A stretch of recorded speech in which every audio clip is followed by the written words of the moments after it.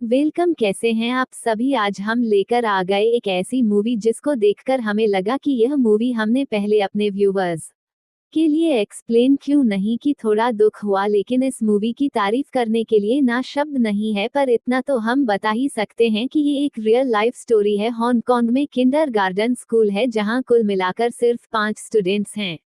सिर्फ 5, और यही वजह है कि इस स्कूल में पढ़ाने के लिए कोई भी टीचर राजी नहीं होते हैं। एंड बिना टीचर के स्कूल कैसे चलेगा, तो सरकार इस स्कूल को बंद करने का फैसला लेती है। एंड तब एक टीचर इन बच्चों को पढ़ाने के इरादे से आती है, वह भी ना के बराबर सैलरी में। तो इस टीचर के आने के बाद उन 5 स्टूडेंट्स की लाइफ कैसे बदली, उनके परिवार और इस पूरे गांव की लाइफ कैसे काया पलट हो गई, यह इस मूवी की पूरी कहानी है। तो किसी भी कीमत पर इसे जरा भी स्किप मत कीजिए, और मिस तो कभी भी मत कीजिएगा, क्योंकि यह एक सुपर 5 स्टार रेटेड मूवी है। तो जल्दबाजी में तो बिल्कुल भी मत देखिए, आराम से तबीयत से बैठकर इस मूवी को देखिएगा। एंड हमसे जितना बन पड़ेगा उतने फील के साथ इसे एक्सप्लेन करेंगे। आज हम देखने वाले हैं 2015 में रिलीज हुई एक हांगकांग इमोशनल ड्रामा मूवी जिसका नाम है लिटिल बिग मास्टर। हाँ, अगर आप चैनल पर नए हैं तो जल्दी से सब्सक्राइब कर दीजिए। वेल, तो मूवी की शुरुआत में एक स्कूल की दीवार को दिखाया जाता है जिस पर क्राइन से बनी एक ड्राइंग बनी हुई है। उसमें कई बच्चे, पेड़, सूरज, मछलियां, तितलियां, सब चीज बनी हुई है। वक्त गुजरता है और देखते देखते वह दीवार पुरानी होने लगती है और दीवार में बच्चों की संख्या कम होती जाती है। आखिर में वह दीवार बहुत ही घिसी हुई लगती है और अब उसमें सिर्फ 5 बच्चे हैं। उनके चेहरे बहुत ही उदास है। शुरू में जो दीवार कलरफुल थी वो अब एकदम ब्लैक एंड व्हाइट से दिखती है। और यहाँ पर मूवी का टाइटल लिटिल बिग मास्टर डालकर होती है मूवी शुरू। हांगकांग के एक बहुत बड़े किंडरगार्टन स्कूल को दिखाते हैं जहां अमीर घर के बच्चे पढ़ते हैं। यहाँ बच्चों को 2 कैटेगरी में बांटा गया है। एक तो नॉर्मल स्टूडेंट्स जो ठीक ठाक पढ़ाई कर लेते हैं, दूसरे है स्पेशल क्लास जिसमें वो बच्चे पढ़ते हैं जो 100 में से 100 नंबर लेकर आते हैं। ग्रेट यार, दूसरी एक्टिविटीज में भी वो नंबर 1 पर होते हैं दोस्तों। एंड स्पेशल क्लास में पढ़ रहे एक छोटे लड़के को दिखाते हैं जो बहुत ही डिप्रेस्ड दिखता है। टीचर पूछती है, बेटा क्या हुआ? वो कहता है, मुझे 100 में से 100 नहीं, सिर्फ 98 मिले हैं। टीचर कहती, बेटा 98 अच्छा मार्क्स तो है, फिर तुम उदास क्यों हो? वो कहता है, ये बात नहीं है, लेकिन मेरे घर में मुझे बहुत डांट पड़ेगी कि 100 मार्क्स क्यों नहीं लेकर आए। मम्मी पापा कहेंगे कि मैं किसी काम का नहीं हूँ। यहाँ से सीधे कट करके उसके पेरेंट्स को दिखाते हैं जिन्हें उस बच्चे की टीचर यह वीडियो दिखा रही होती है और कहती है, देखा आपका बेटा सिर्फ 2 मार्क्स के लिए डिप्रेस हो गया। और दोस्तों, आपको बता दूं कि उसके पेरेंट्स बहुत अमीर लोग हैं। उसका पिता तो कहता है कि हाँ, 2 मार्क्स बहुत ज्यादा होते हैं, उसे दुखी तो होना ही चाहिए, इतने कम मार्क्स लेकर आ गया, इसमें हैरानी की क्या बात है? दुख हो रहा है उसको तो होने दो। एंड तभी वहां पर लुई नाम की एक टीचर आती है जो कहती है, ये हैरानी की नहीं, चौंकाने वाली बात है सर। आपका बेटा आप दोनों को फेस करने से इतना डर रहा है कि उसने ये भी कहा था कि मैं आपको पैसे दूंगा। टीचर, आप प्लीज किसी तरह 2 मार्क्स ऐड कर दीजिए। देखा आपने, बताओ इस उम्र में वह इतना डिप्रेस्ड हो गया कि आगे चलकर उसकी दिमागी हालत पता नहीं क्या होगी। इसीलिए हम उसे स्पेशल क्लास से निकाल कर रेगुलर क्लास में शिफ्ट करना चाहते हैं। वहां पर कम से कम वह खुश तो रहेगा और मार्क्स का प्रेशर भी उस पर नहीं रहेगा। फिर देखना वह अच्छे से पढ़ेगा। लेकिन कहाँ दोस्तों, अमीर पेरेंट्स को लई की बात अच्छी नहीं लगती, लेकिन स्कूल के हेडमास्टर वो भी पेरेंट्स को ही सपोर्ट करती है और उन्हें अलग में ले जाकर कहती, फिक्र मत कीजिए, हम इसे रेगुलर क्लास में नहीं डालेंगे। ये सारी चीजें लुई देख रही होती है और वह भी बहुत परेशान होती है उस बच्चे के लिए। बताओ यार, पढ़ाई के नाम पर बच्चों पर मार्क्सेस का बोझ लाद रहे हैं। अभी से यह बच्चों के फ्यूचर के लिए अच्छा नहीं है। लुई को दोस्तों इस स्कूल में बहुत अच्छी सैलरी मिलती है, लेकिन पैसों के खातिर वो ऐसा काम नहीं करना चाहती जो उसको गलत लगे, इसलिए वो इस्तीफा दे देती है। दूसरी ओर लुई के पति यंग को दिखाते हैं जो एक म्यूजियम एग्जीबिशन डिजाइनर है और म्यूजियम्स को बेहतर बनाने के लिए वो मिनिएचर मॉडल्स तैयार करता है। लेकिन एक दिन उसको बताया जाता है कि अब उसे मिनिएचर्स डिजाइन करने की जरूरत नहीं है, क्योंकि सीजेई के द्वारा मॉडल्स ही नहीं बल्कि इंटीरियर्स भी डिजाइन किए जा सकते हैं। मतलब यंग का अब यहाँ पर कोई काम ही नहीं है। वो बड़ा दुखी होता है और घर आकर अपनी वाइफ लुई को बताता है कि मेरी नौकरी गई। अब वो भी कहती है, यार हम दोनों ने लाइफ में सब कुछ एक साथ किया और अब नौकरी भी, बताओ दोनों की एक ही दिन जानी थी क्या, लेकिन दोस्तों फिर उनका चेहरा खिल जाता है क्योंकि आज इनकी वेडिंग एनिवर्सरी है। दोनों सेलिब्रेट करते हैं और साथ में एक फोटो भी खींचवा लेते हैं। इस तरह 2 महीने बीत जाते हैं। लुई फिर फ्रेंच क्लास को अटेंड करती है, जिम जाती है और कराटे भी सीखी है। वो मतलब एक तरफ से खुश रहने की कोशिश करती है, लेकिन जब भी वो अपने स्कूल के पास से गुजरती है ना, तो वहाँ के बच्चों को देखकर उसे उन दिनों की याद आ जाती है जब वो सुबह सुबह जल्दी स्कूल जाया करती थी, बच्चों का स्वागत करके उनको क्लास में भेजती थी। और उस समय तो उनकी हंसी, मतलब उन बच्चों की हंसी लुई के लिए एक तरह का बूस्ट का काम करती थी। लेकिन अब लुई को लगता है कि जैसे तैसे बस उसकी लाइफ कट ही रही है, वो खुश नहीं है अपनी लाइफ में। फिर वो खाना पकाकर यंग को देती है, लेकिन मान से एकदम कच्चा होता है। पर यंग लुई से कुछ नहीं कहता क्योंकि उसको साफ पता चल रहा है कि टीचिंग ही लुई का पैशन है। उसके अलावा लुई का मन किसी और चीज में नहीं लग सकता। और एक दिन की बात है, जिम में लुई टीवी में न्यूज देखती है। उसमें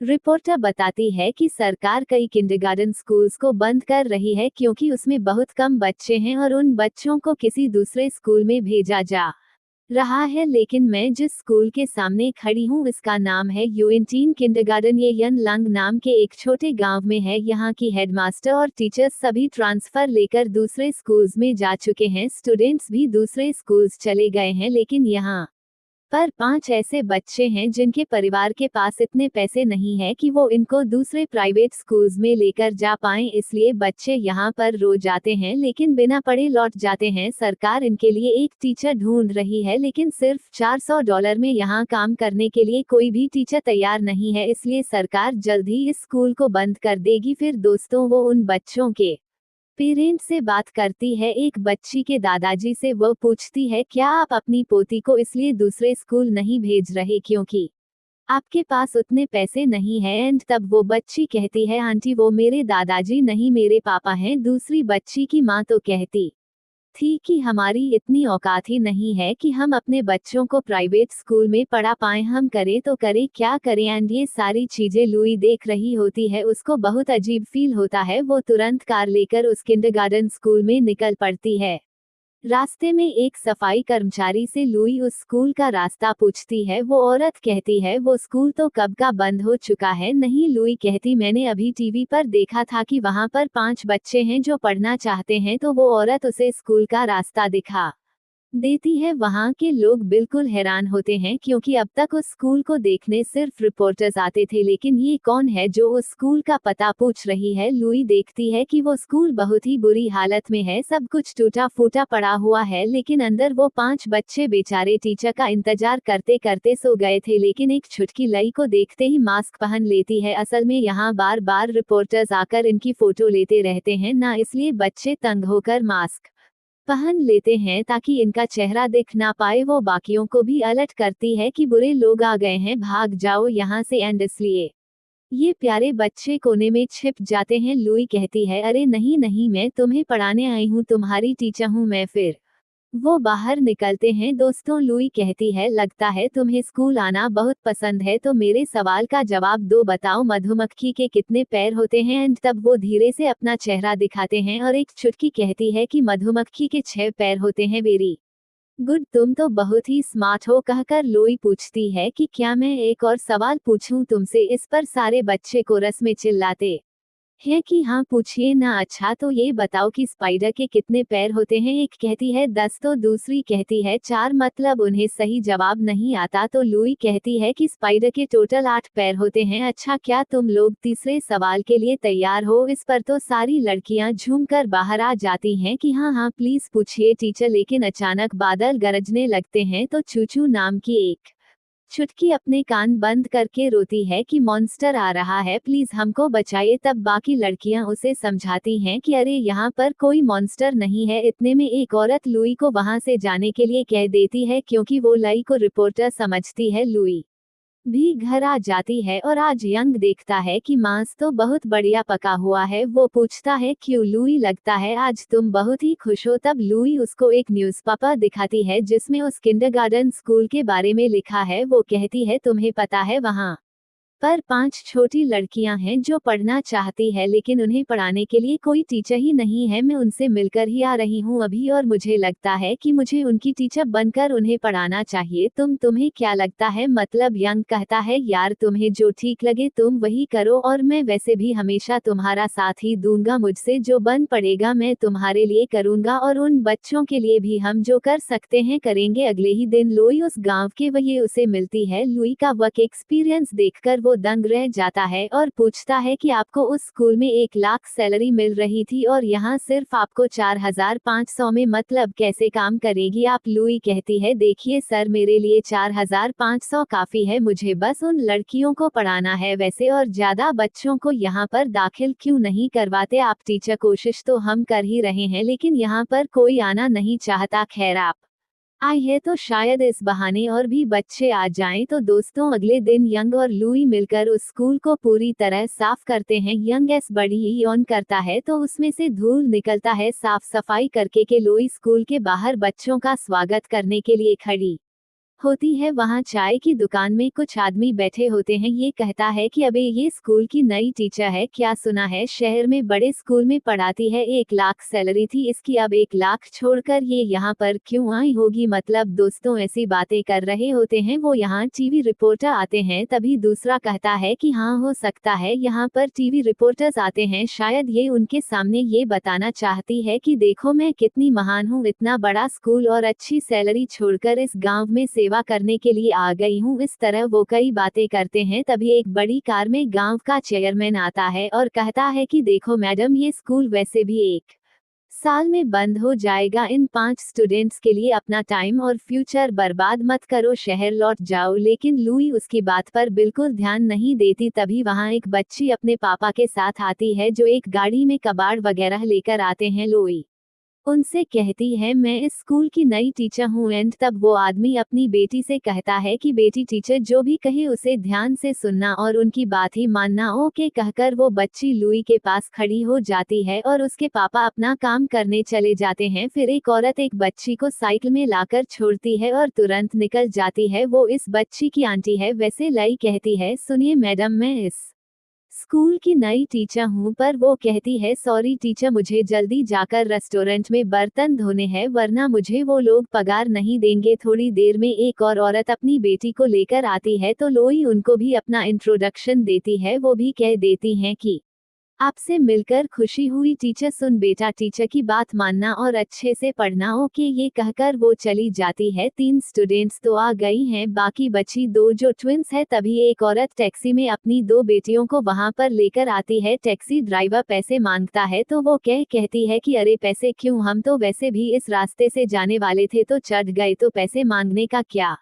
मतलब? अरे वो कहता है कि अच्छा तो क्या मैं मुफ्त में तुमको लेकर जाऊंगा, चुपचाप ऐसे निकलो। फिर वो पैसे लेकर चले जाता है। अब लुई उस औरत को बताती है कि मेरा नाम लुई है और मैं यहाँ पर नई टीचर हूँ। वो औरत बड़ी खुश होती है क्योंकि इतने दिन ये स्कूल बिना टीचर के था लेकिन अब इनके लिए टीचर आ गए हैं। लेकिन वहाँ की सफाई कर्मचारी कहती है कि ये टीचर, अरे ये तो यहाँ पर 10 दिन भी नहीं टिकेगी। मतलब दोस्तों यहाँ पर कोई टीचर को सपोर्ट नहीं करता, कोई उस पर विश्वास नहीं करता। लेकिन लुई वो मतलब अब इन सब से बिल्कुल अलग है, उसे इन सारी चीजों से कोई परेशानी नहीं होती और अपनी क्लास वो शुरू करती है।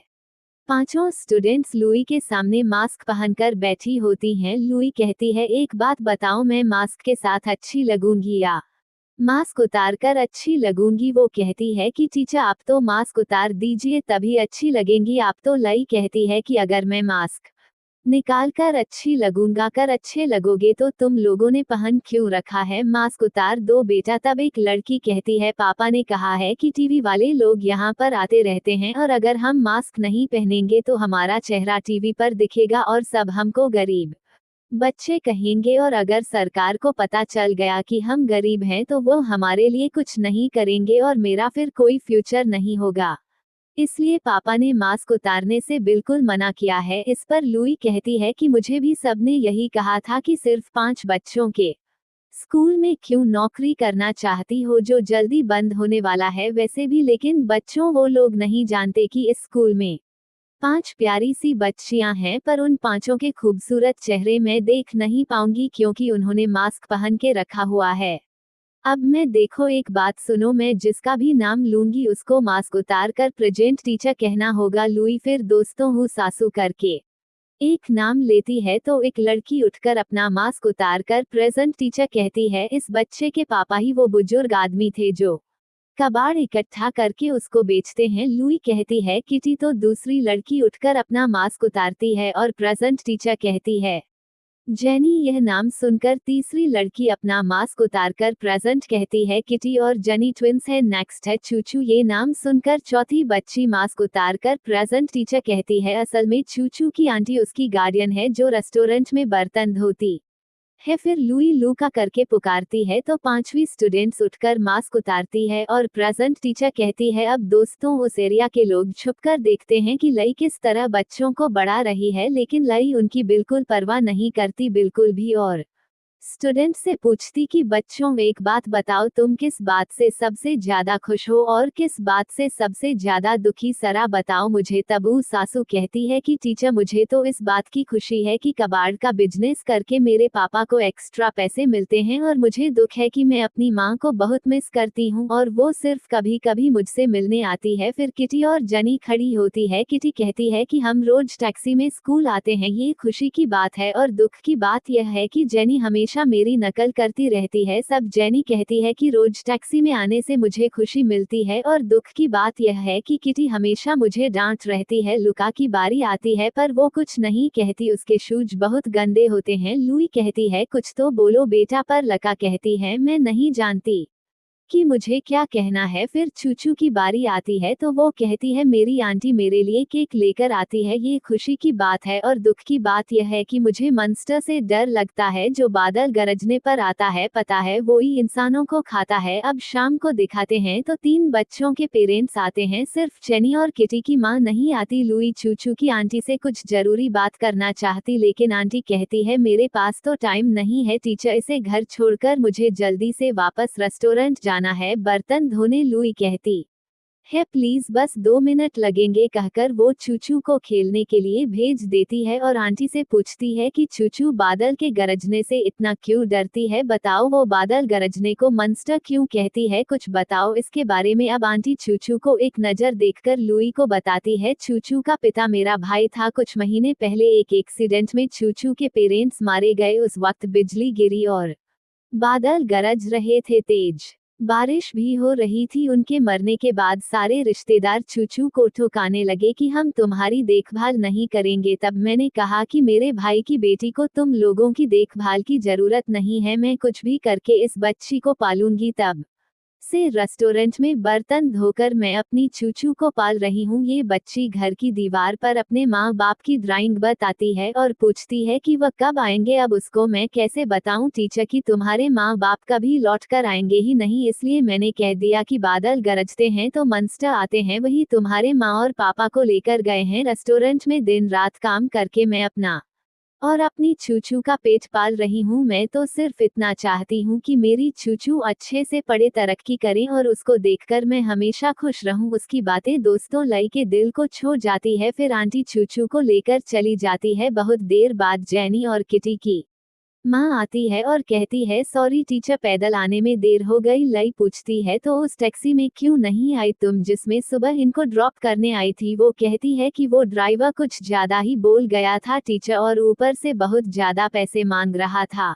इसलिए आज के बाद हम टैक्सी में कभी नहीं आएंगे। तब लुई कहती है अगर आपको ऐतराज ना हो तो मैं आपको घर ड्रॉप कर सकती हूँ, क्या वैसे मेरे घर के रास्ते में ही आपका घर पड़ेगा, कहकर लुई दोनों बच्चों को और उनकी माँ को कार में लेकर जाती हैं। अब उनकी माँ कहती है कि कल से मेरी बेटियां स्कूल नहीं आ पाएंगी क्योंकि घर से स्कूल बहुत दूर है और रोज तो दोनों पैदल नहीं आ पाएंगी। ऊपर से मेरा पति कह रहा था कि लड़कियों को शिक्षा की क्या जरूरत है, उन्हें घर का काम सिखाओ। बस घर आते ही वो दोनों बच्चों से कहती हैं कि टीचर को आखिरी बार गुड बाय कह दो बेटा। दोनों बहुत ही उदास होकर लुई को गुड बाय कहकर चली जाती हैं, लेकिन लई उनके पीछे जाकर देखती है तो पता चलता है कि स्कूल आते ही दोनों बच्चियां यूनिफॉर्म भी नहीं चेंज करती और अपने पेरेंट्स के काम में मदद करने लग जाती है। फिर लुई को देखते ही दोनों बड़ी खुश भी होती हैं। तब लई उन दोनों को और उनके पेरेंट्स से कहती है कि कल से मैं इन दोनों के टैक्सी ड्राइवर हूँ, मैं इनको इसको लेकर जाऊंगी और वापस छोड़कर भी आऊंगी।